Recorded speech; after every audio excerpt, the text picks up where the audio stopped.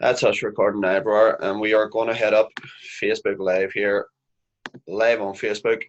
This will take a couple of seconds, just mate. But Okay. you should get a wee notification there.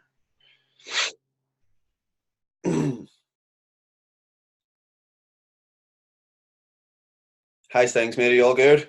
All good, yeah. Good. Happy days, mate. You working this morning? No, I had actually free this morning, so it's worked Right. out really well. Aye, for a Awesome. change. Awesome. Yeah. Right, let's see this here. Um, Don't want that interrupting. Aye. what about yourself? All good, yeah. All good, mate. On the go from pretty early. Writing emails and shit. I tell you, I'm a copywriter now, not even a personal trainer. Lead FPA Belfast Community. Next.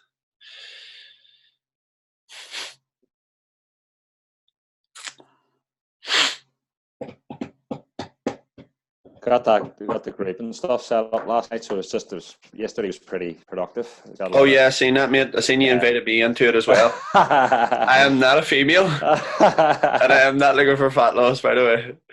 Right, okay. Live at 11. Just thought maybe you wanted to, bit of accountability. Oh god, dude. I got a good. That was a good profile picture on it as well. The girl's wedding transformation. Yeah, That's yeah, it looked awesome, that's mate. It looked awesome. Right, yeah. mate. Um,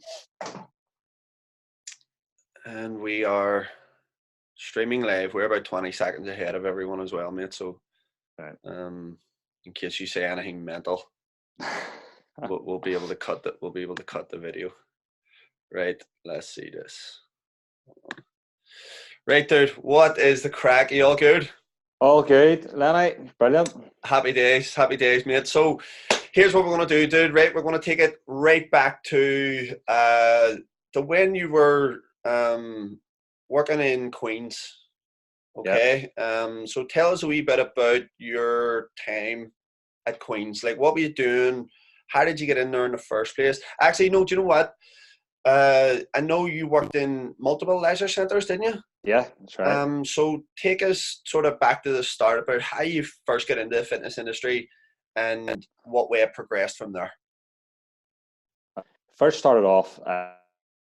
See, it was roughly 10 years ago. Done a Uh-huh. sport management degree. It's kind of one of those sort of party drinker degrees, if you like, where you come out at the end of it. It's like, what do you do now? And so, kind of the next route that most people took was into fitness instructing. So, they done your level 2 fitness instructor award, which I done. Got a Uh-huh. job in DW Sports, Boucher Road, and then from there, they basically brought in the PT only policy about 6 months after I joined, and offered me a PT post on license that I got my level 3 within 6 months. But I knew, looking at the club, there was that many PTs in it. I thought, like, I'm never going to make it in here. 6 months experience going live as a PT, and I thought, no. So I applied for a job with the Lisburn Council, and Uh-huh. it was doing lifeguard work. And I also got a casual post in Newton Abbey Zest Fitness, which was fitness instructor. And I Right. kind of Okay. just built up experience that way. Um, and then from there, Queens came up, Queens PEC, and I actually got in as a lifeguard attendant. That was my main job in there, but I also got shifts working in the gym, taking classes and building up experience that way. So it's Mm-hmm. kind of, I've never really made it in the fitness industry full time, if you like, as a fitness instructor. It's always been bits and pieces all over the show.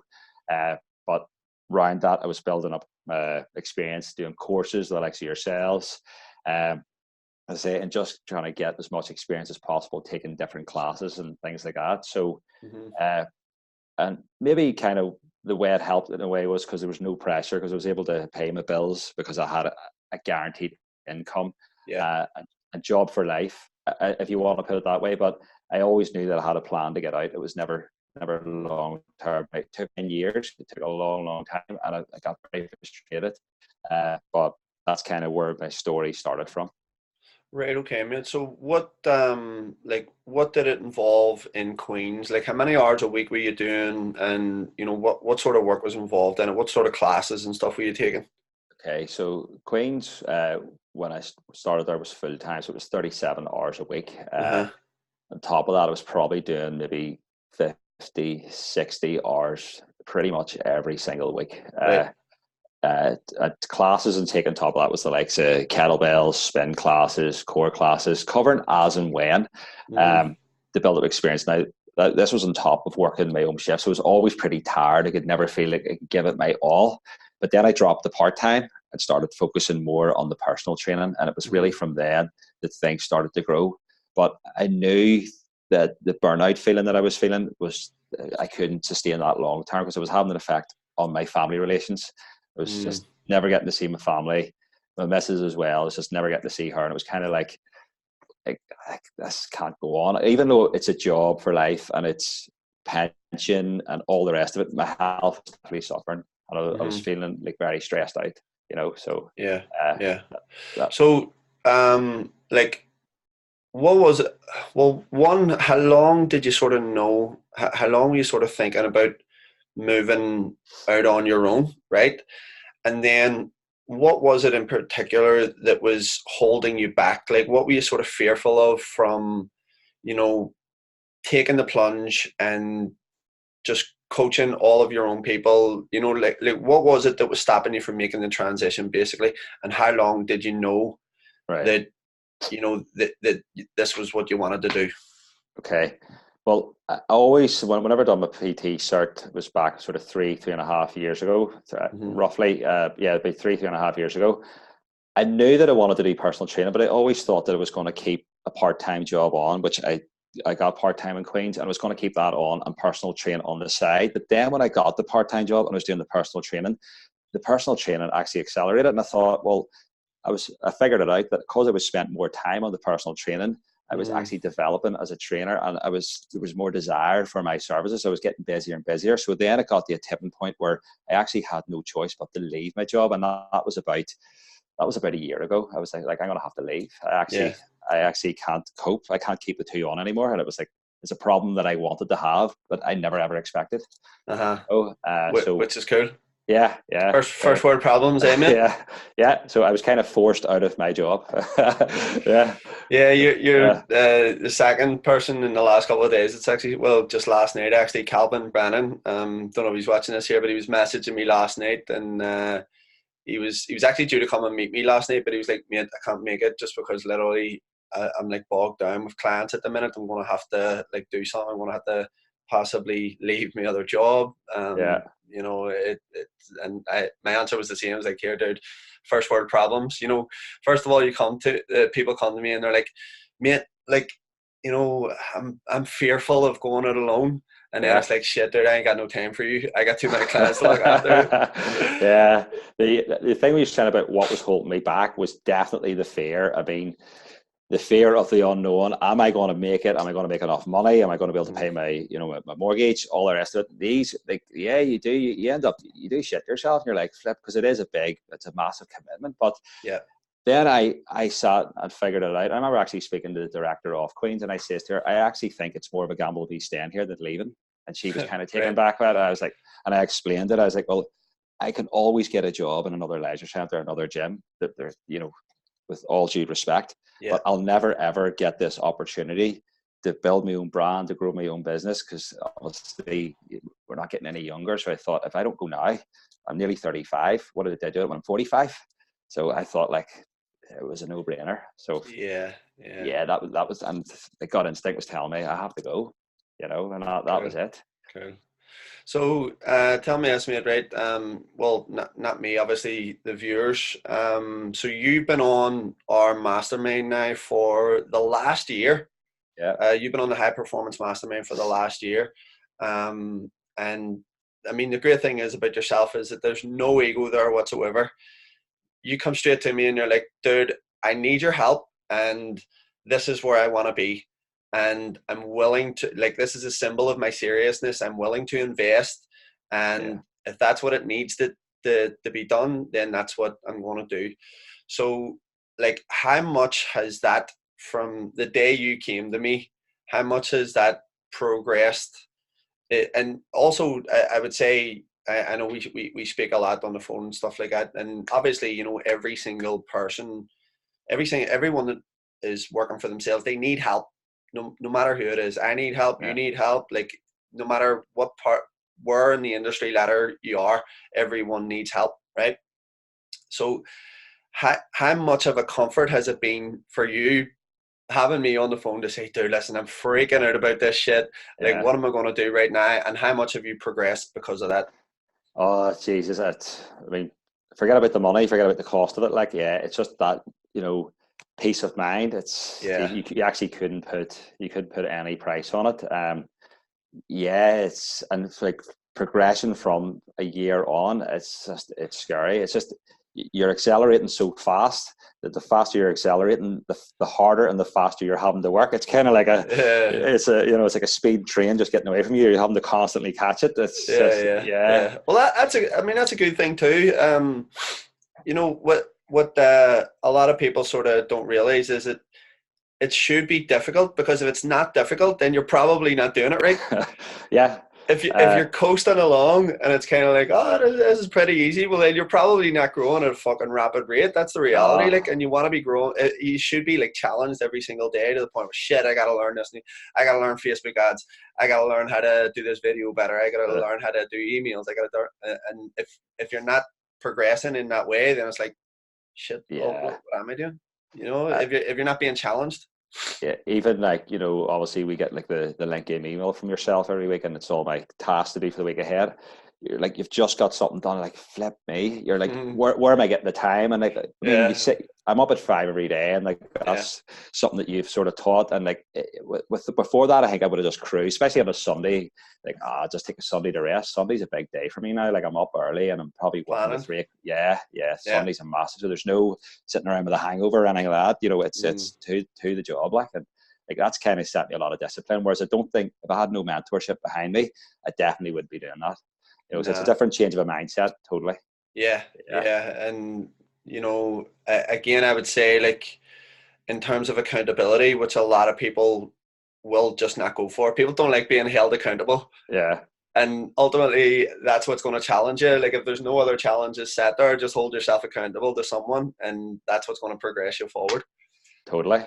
Awesome. Even some of the tips of what you give me, how to, like, Instagram stories and everything else. I mean, the likes of the stories and stuff, people are coming to me and going, here, I've been watching your stories. You don't know who they are. You've never met them before. Going, Yeah, "Here, yeah, that story you put up the other day is pretty cool. I think I'm yeah. going to And go you for a couldn't even walk fucking tomorrow." Yeah. remember it. You can't even Yeah, remember what the story. aye, what Shit, story dude. was that? Yeah. I can't even remember what story out of it. I'm Yeah. actually just laughing now because there was a girl came into the gym the other night, and I was talking to one of the students, and we were just sitting there having a chat, and we were writing something down. I can't remember what it was, and this girl just walked in, and she was like, "You bit starstruck seeing you," and I was like, "Who the fuck is this?" Her name Yeah. was Claire, and she was like, "I just watch your Instagram stories all the time."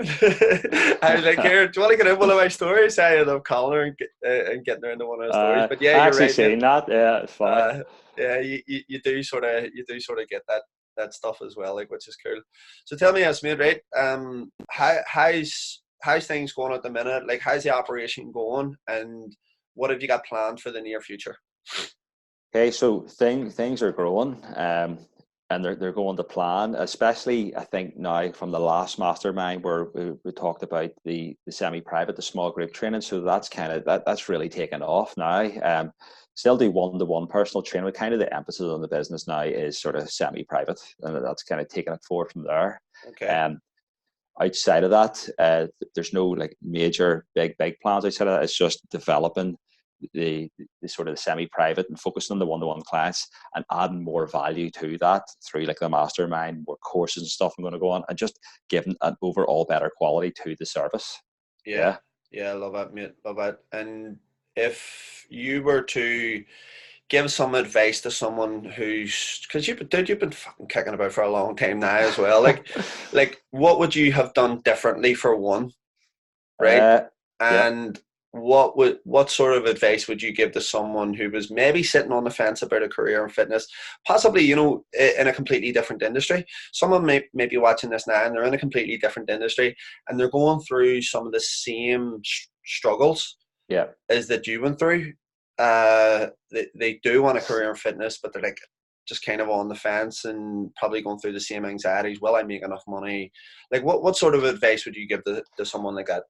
Okay, well, first and foremost, I think you had to have it nailed. So if you're thinking of just doing a PT cert, and this is another thing as well, the PT cert, mine was actually pretty good. It was all right, but and I paid enough money for it as well. Yeah. But I remember my fitness instructor cert. I'm not going to say where I done it from, out of respect, but I remember coming out of it and thinking, like, what the fuck was that? what was that? So I think you need to really do research and make sure you're doing the right course and not doing a £200 course, whatever it is, because that's actually robbing yourself, because you're going to have to pay for another course again. So that 200 quid that you've spent, you've actually just thrown 200 quid away, or whatever it is, Yeah. And as well, if you are worried about making the jump, make sure you know all your stuff first. So make sure you do, get mentored, do your workshops, build up all your skill, and anything that you're insecure about, make sure you have that nailed before you do leave your job and go out on your own. Because if you don't, you're screwed. Yeah, due diligence. Yeah. Yeah. Because like what I've seen in a lot of, especially the course that I done, people with no experience at all, level 2, level 3, left their job and straight out into PTing, and some of them, like, I don't hear about them anymore, and I'm like, they can't do it that way. Yeah, they're just non-existent. They've just went dark and probably blamed the industry's too competitive. Yeah, the market's too competitive. There's too many personal trainers out there, and like the reality is that no. I mean, there's a hell of a lot of fat people out there. There's an epidemic, so a lot of fat people need a lot of help. But the reality is that if you don't have the education to help them, then yeah, I mean, I got that when I was leaving Queens. It's everyone's a PT. It's it's saturated. It is, but it's not competitive, as you say. I mean, there is some good PTs out there, but they're few and far between, because they don't invest, and they actually some of them are winging it, and it's very clear to see very, very quickly, and then eventually the clients would pick up on that as well. I'm not saying I know everything; I'm learning every single day, but I think if you're winging it, you're going to get caught out. The problem is when you're not open to learning. Yeah, that's the problem. Is like there's too many people out there that just aren't open to learning and gaining new experiences and open-minded enough to say, fuck, maybe I don't know it all. Maybe I do need to invest in myself. Yeah. So if anybody who is watching this and you're thinking, I'm really keen, I want to get into this industry, I would say speak to the likes of yourself first before you make any rash decision, before you leave your job, and get it sussed out, because maybe the industry's not for you. See, whenever you break it down and go, right, see when you're on your 16-hour days and you're working 7 days a week, I mean, it's bloody hard work. This isn't a piece of piss. Like, this is hard graft. So you need to bear that in mind as well. If you're looking at a cushy number, it's not for you. You're willing to put the work in, and you want to see growth, and you want to help people, which is the main thing. It's not about you. Once you actually want to help somebody else, then things become a bit easier. Yeah. Stop making it about you and make it about the other person. Yeah, I mean, I think gone are the days of PTs running around posing and showing off in gym floors. That's kind of done. It's. Yeah, I to be honest, I don't think it was ever really going to help anyone. That like, no one cares what your abs look like. No one cares what shape you're in. They only care what shape they can get into. And do you know what? You're right, because I have had some people come to me and say certain things, and I'm like, dude, I don't think this industry is for you. I'm just being honest here. Yeah. And they're like, well, are you not meant to be selling me a PT course? And I'm like, no, I'm meant to get you to see the fucking light that there's what my job is. Like, I'm not going to sell you a course if you don't need it. That's just the reality. And if I think that the industry is not for you and that it's going to be a waste of your money, then I'm going to tell you straight up. Yeah, totally. For real, dude, for real. So, mate, thank you for coming on today. We're going to leave it here, but before we go, where can people hook up with you if they wanna connect with you? Okay, so you can get me on Instagram on Dave Elwood Fat Loss Specialist, and you can also get me on Facebook as well, Dave Elwood Fat Loss Specialist, and I've also got a female only group where you can find me on the Ultimate Female Fat Loss group as well, and that's a closed group. Leaning in that shit, mate. Leaning in that. Yeah, totally. So you can get me on all those platforms, Sam. Awesome, mate. Thank you for coming on. Brilliant. Thanks, Lenny. Cheers. Pleasure as always, mate. See you later. Bye. Bye.